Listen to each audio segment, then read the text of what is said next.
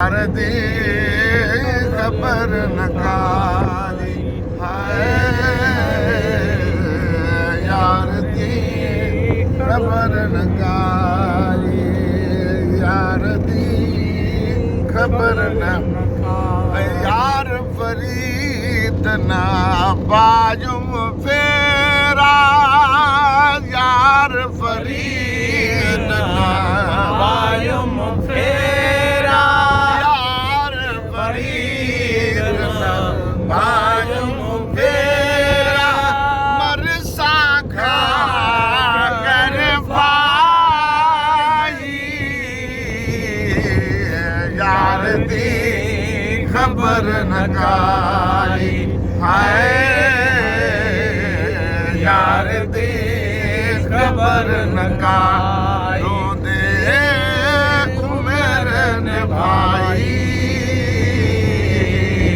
यार दी खबर न काली, यार फरीद ना बाजुम फेरा, यार फरीद ना बायुम फेरा, पीर फरीद ना बाजुम फेरा, मरसा खा कर भाई, यार फरीद ना बायुम फेरा, मरसा खा कर भाई, यार दी खबर न काई, यार दी खबर न काई। अदा कोटिया जो सफ़र आप मुर्शिद करीम शहनशाह सखी सैयद मर्द कलंदर मुफ्ती मोहम्मद तैयब शाह बादशाह जीलानी शहनशाह मुर्शिद हादी रहबर आका मौला इमाम हुसैन अलैहिस्सलाम जो प्रोग्राम आहे ज़िक्र हुसैन जी महफ़िल आहे, सबीला न्याज़ा सुभान अल्लाह, सभिनी मोमिनीन के 9-10 तारीख़ बालकन वटि प्रोग्राम आहे।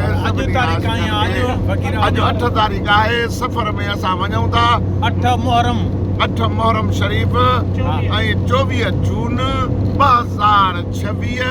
फ़कीर अब्दुल सत्तार मीरबर, मोहम्मद कासिम शेख, मंजूर अहमद पंवर, अली गोहर